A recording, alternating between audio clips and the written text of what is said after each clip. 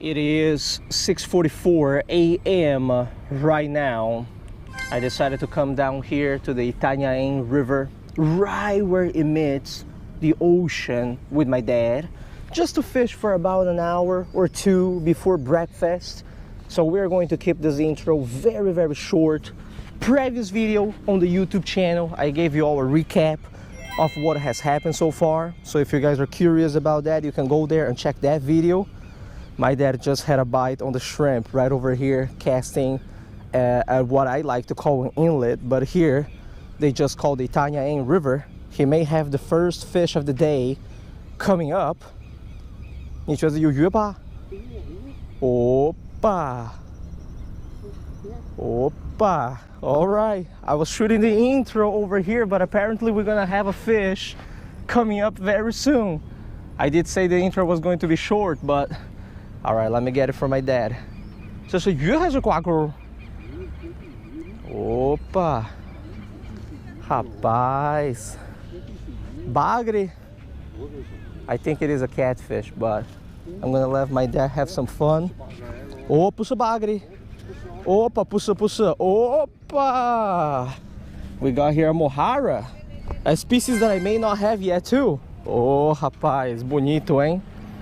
Caraceba. I think the Brazilians call this the caraceba, and the species that I may not have yet too.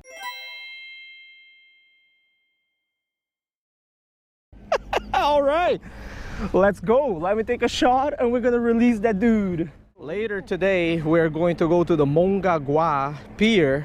This is one of the types of mojarras that we have down here that I very likely don't have yet. So that's a very good sign, right?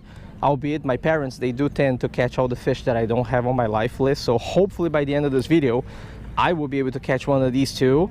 But goodness gracious, look at the size of this mojarra, with black stripes too.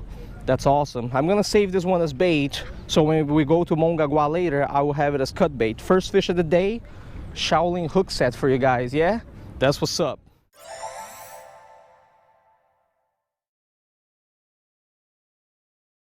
If you were going to trust anyone, you got to trust the locals.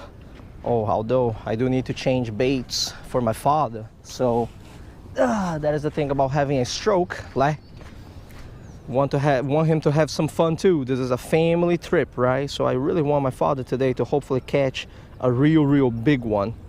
Now can you find cortasia? All right, now it's my time to cast out there and see what we got. That's how it is fishing with my family nowadays, you know. Oh, see, the local landed another little silver fish that I believe is a flagfin mojarra. I'm not so sure though, but I believe those are flagfin mojarra. And they put, oh, I got a hit already. Is it on? It's right here in front of the sand. It's unbelievable. They're all right here in front of the sand. Now I know. Now I know how the locals do it, and I'm gonna do it too. Yeah, I think that was a flagfin mojarra.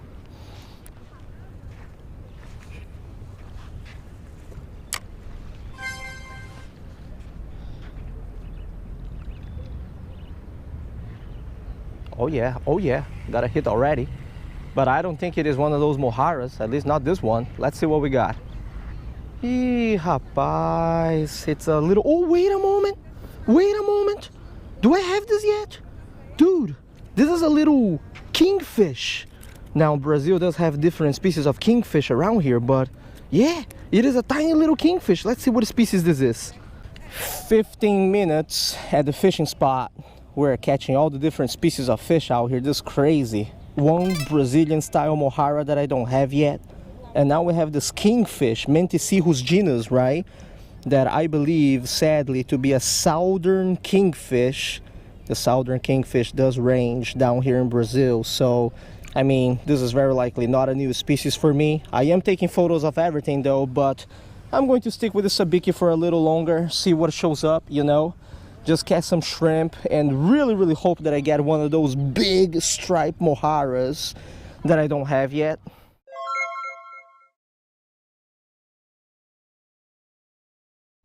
All right. We got ourselves a little kingfish. That's not bad to start the day. My dad got a mojarra that I don't have yet. I've been coming here like every morning right in front of my hotel at the Itanhaém River to observe the locals. You see the locals fishing right over there? Those three folks right over there? Yeah, we're playing kind of sketchy over here. Monkey see, monkey do. They've been catching this little silvery fish, right? Using their fishing style, like the Brazilian fishing style. And I've been slowly stealing it from them. So now we kind of figure out how they do it. They let it drift right in front of the sand over here, right? I told my father that in the morning, but I didn't expect the fish to be this close. And they catch the little mojarras and some other species of silvery fish that I may or may not have yet. So that is going to be the game plan. I have the sabiki on, I'm going to cast right in front and let it drift a little bit and get them bites. You come to a river like this and you really don't know anything about it, your first impression is really to bomb your line all the way out there, right? But nah, man, I'm telling you, I've been watching the locals fish too, you know. They let it drift all the way here to the left side. I'm getting hits already. See, that dude just landed another little mojarra, the one on yellow, in yellow, and he's gonna take it. Yeah, now I know it, dude. You just let it drift inside this little pool of sand. And this is how we do it, folks. Monkey see, monkey do, and then you just never know when a new species is going to show up, right? Learn with the locals. Always trust the locals. Oh yeah, boy, this one's on. Is it another little mojarra? Looks like. Yes, son. But this one I have it already, I think. I think this is the Irish mojarra. I'm not 100%, but you guys see how this has two lobes right over here and yellow on its fins?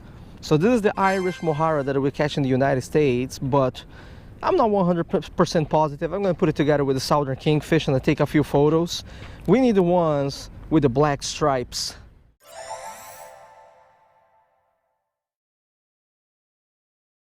I don't know if he's got a fish on or not. If he does, it's a tiny one. Oh yeah. Oh yeah.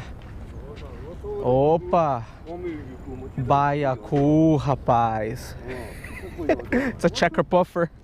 Another species for today. Let me take care of that for him. Ih, capaz, baiacu. This is the checker puffer, man. Everywhere. United States. Took the shrimp too. Look at that. United States, North America, Brazil, South America. Bro.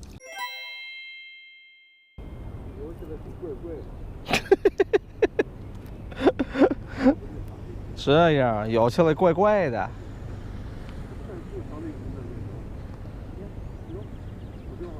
在上面，在上面。Baiacu？哎，不是，不是 ，mojarra。mojarra， rapaz，mojarra， 我看看啊。哎 ，Yeah，it's a flagfin mojarra。这我觉得就是刚才那些人钓的那种鱼。哎，就是。And this flagfin mojarra inhaled the hook, so we're going to save it as cut bait. I'm going to take a shot of it. But you guys can see, right? You see that right over there? That's the flagfin right over here. Black, white. So yeah, there is that. I think this is the fish that the locals have been catching. All right, cut bait for later today. I'm starting to see a pattern here, folks. Every time I come out with my parents, father, son time, mother, father, son time, they catch the lifers. And I'm just here catching the repeated species. How is this possible? We're casting right next to one another. Irish mojarra, southern kingfish, all species that you can find in Florida. Dude catches the one species endemic here to South America, man. Unbelievable. I'm getting tiny hits again. Oh yeah, boy. Oh yeah, this may be it. This may be it. This is no puffer. This is no puffer. Come on, let it be it. Is it? Is it? Eee, bro, it's a flagfin mojarra. It is a flagfin mojarra. Schools of flagfin mojarra are here. Eosinostomus melanopterus, right? I think that's the scientific name of the flagfin. Let's see if it's a flagfin. Let's see. That's why it's called a flagfin. It's a flagfin mojarra. Son. Rapaz, 别叫他们又开始骂过来骂过去的。Opa, rapaz, soltar peixe! Oi, Rapaz, soltar peixe, por que soltar fazer uma muqueca?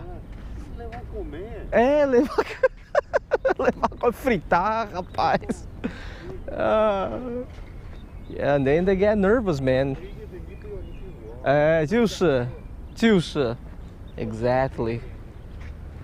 They are always angry at you for releasing the fish because you are releasing instead of giving it to them. That's the culture down here, you know. I'm gonna do a sneak release over here. Here in Brazil, people do not appreciate when you release fish, especially when the locals are around. So I'm gonna block the view over here and just pretend that I'm going to change the water, and I'm going to release all those 3 species, right, that we just caught.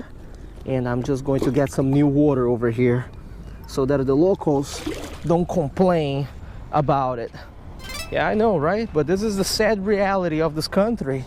In the United States, catch and release, pretty common. Not down here, fellas. Down here, it is 90% catch and take. So when you do the catch and release, you are the outsider. You see what I'm saying? That's why you have to do releases like that.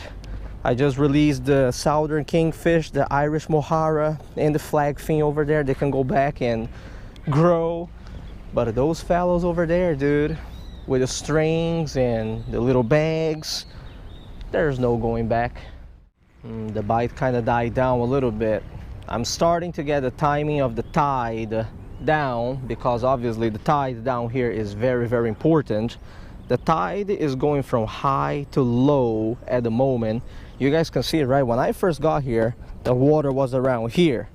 Now it is around there. And the GoPro doesn't really show you a sense of depth, but it went down by a good 1.5 feet, 2 feet. So this is one of those spots that you do have to time the tide, because when you time it correctly, right, the fish, they really like the shallow, well, not exactly shallow, but this low pool right in front of me. Once it gets too shallow, it can't really support fish anymore. So I've been casting right around this area, and now I feel like it is getting a little bit too shallow. The first hook of my sabiki is like showing on the outside of the water, which is no good. I may cast a little bit further down, or maybe a little bit to the left where my father is, but I think we're going to be fishing out here just for another 30 minutes and go get breakfast, because later today we need to head to the Mongaguá Pier to fish over there. All right, let's organize the stuff over here a little bit. Everything ordered, yes. It is 8:02 a.m. Very rushed today. We fished out here for about 2 hours, and it is time for us to go back to the hotel to have some breakfast. My father is getting a head start, as you guys can see, because he walks a little bit slower. So I'm here just shooting the outro. But here is EPF's tip of the day though. Every time you go somewhere new around the world, a spot that you're not too familiar with, right? Always ask or watch the locals. You can learn a lot by just asking and watching the locals about the fishing spot, better than any forum, any website, any group online. Remember that. The folks back there, that's the golden spot. I guarantee you. I've been here for 3 days now. Every morning I come, there's a group of people fishing right over there. And if you think about it, they are not stupid. They know what they're doing. People fish with shrimp and live fish right around that corner, because when the water is going down and the tide is coming out, the channel is right in front of them, and therefore the fish needs to pass right over there to go from the ocean to the Itanhaém River. So they cast the shrimp and the live fish over there, and I've been watching them for the last 3 days catch a bunch of different species of fish, right? And today, as you guys saw, my father caught a species of fish that I don't have yet, right? That would have been a lifer for me. I may have not caught a lifer, but hey, did you guys see that smile on this video? That smile is all that it matters when it comes to family trips, man. When we went down to Santos a little while ago, it was really tough for my father. He didn't catch anything over there, so I'm glad that this Itanhaém trip, he's been landing some different species of fish, you know what I'm saying? My mother as well, right? We did land a bunch of species in this video, a good variety, but sadly none of them turned out to be lifers for me. But needless to say, this Brazil trip is going great. The São Paulo, trip is going great. I'm hitting all the childhood spots that I used to hit, right? From the reservoir to Santos and now to Itanhaém, and kind of re-adding all the different species of fish that I used to have on my life list as a kid. So things are going well. I would like to point out that I've been trying my best to shoot some videos for you guys out here, but you guys need to understand that I have to be very selective down here in São Paulo. I don't think I mentioned this in the previous video, so I'm going to mention over here really quickly. But since I have been here in São Paulo, I almost got robbed twice already. And if you come out here just fish without any GoPros and without any Sony cameras or expensive stuff showing up out there, no problem at all, especially in areas like this, right, where I'm shooting the video today. However, when you do have two GoPros, right, that one and this one, plus a Sony camera and some reels and rods that are, expensive when it comes to Brazil or Brazilian standards, you do need to watch out. So there has been a few fishing sessions that I was not able to shoot videos, okay, because the socioeconomic circumstances down here are not that good. I just wanted to point that out, but I've been trying my best to select some places and show you guys the beauty right down here in São Paulo, what São Paulo has to offer, especially when it comes to its natural resources, the fishing and the fish. All right, back to the hotel. Next video, I'm probably gonna see you guys at the Mongaguá fishing platform. Thank you very much for watching. Tie lines and take it easy.